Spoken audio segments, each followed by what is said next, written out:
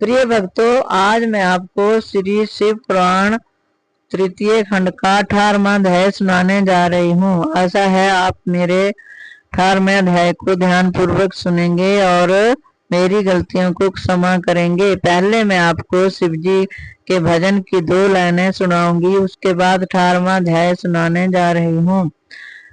शिव शंभु चले भोलेनाथ चले, ओ कैलाश बूंदा बरस रैया। शिव शंभु चले भोलेनाथ चले, ओ कैलाश बूंदा बरस रैया।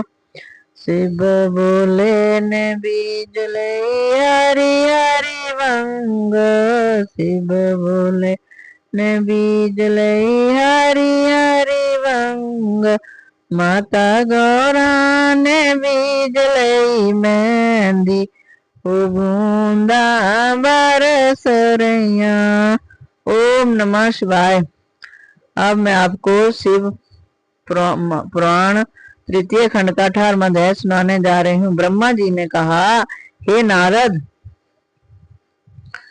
जब राजा हिमाचल ने पुरोहित एवं नाई के झगड़े का हाल सुना तो उन्होंने दोनों को अपने पास बुलाकर यह कहा कि तुम दोनों गिरजा के वर का हाल क्या सुनाओ। यह सुनकर पुरोहित ने उत्तर दिया, हे प्रभु, आपकी आज्ञा अनुसार मैं सर्वप्रथम गिरजा के पास गया, फिर गिरजा की आज्ञा पाकर कैलाश पर्वत पर जा पहुंचा और वहां शिवजी को तिलक चढ़ाया। मैंने शिवजी का पूजन किया, फिर उनकी स्तुति करते हुए यह कहा कि तीनों लोग आपके सेवक हैं, अतः आप कृपा करके गिरजा के साथ विवाह करना स्वीकार कर लीजिए। मेरी बात सुनकर पहले तो शिवजी ने मना किया, परंतु फिर मेरी प्रार्थना को स्वीकार कर लिया। मैं उन्हें तिलक चढ़ाकर लौट आया। हे राजन, शिवजी सब प्रकार से गिरजा के पति होने योग्य हैं। तीनों लोकों में उनसे बड़ा ही नहीं है। सब लोकपाल उन श्री शिवजी की महिमा का वर्णन करते हैं। उन्होंने चलते समय मुझे भस्म दी थी, जिससे मेरे घर में सब प्रकार की सुख सामग्रियां उपस्थित हुई हैं। इतना कहकर पुरोहित अपने घर चला गया। हे नारद, पुरोहित के जाने के बाद नाई आया। वह हाय हाय करता हुआ राजा हिमाचल से बोला, हे राजन, आपके पुरोहित ने सब काम बिगाड़ दिया। वह मुझे एक ऐसे पर्वत पर ले गया जिस पर चढ़ते चढ़ते मेरे पैर दुख गए।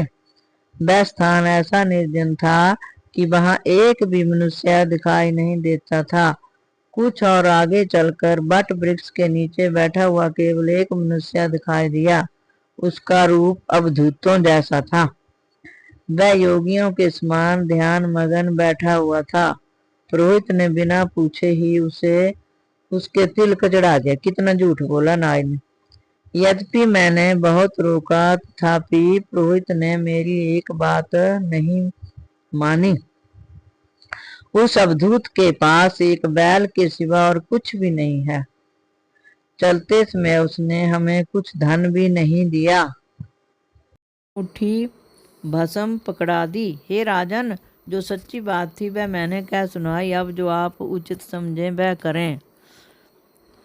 हे नारद, इस समाचार को सुनकर हिमाचल को तो कुछ ही खेद हुआ, परंतु मैना को बहुत चिंता उत्पन्न हुई। उन्होंने हिमाचल से कहा, हे स्वामी, मैंने जब से यह सुना है कि पुरोहित ने एक भिखारी के साथ मेरी पुत्री का विवाह निश्चित किया है, तब से मुझे बहुत चिंता हो रही है।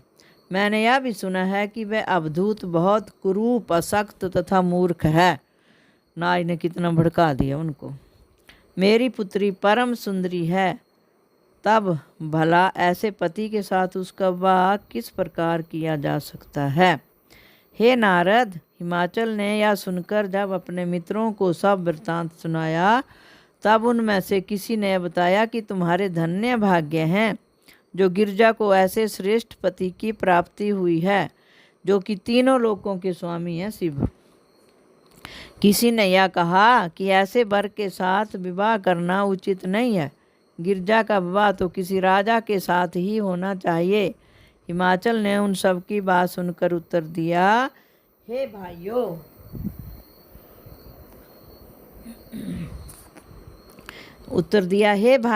जो भगवान की इच्छा होती है उसमें किसी का बस नहीं चलता।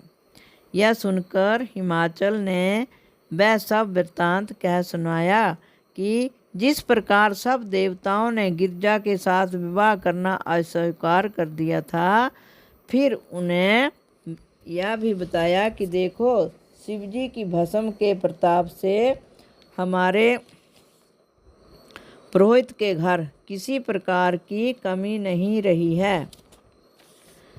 उन्होंने यह भी कहा कि इन सब बातों पर भली भांति विचार कर आप मुझे अपनी राय दीजिए, उसी के अनुसार मैं आचरण करूँगा। ओम नमः शिवाय। प्रिय भक्तों, अगर आपको मेरी वीडियो अच्छी लगी है तो इसको कृपया सब्सक्राइब कीजिए और मेरे चैनल को लाइक कीजिए। धन्यवाद।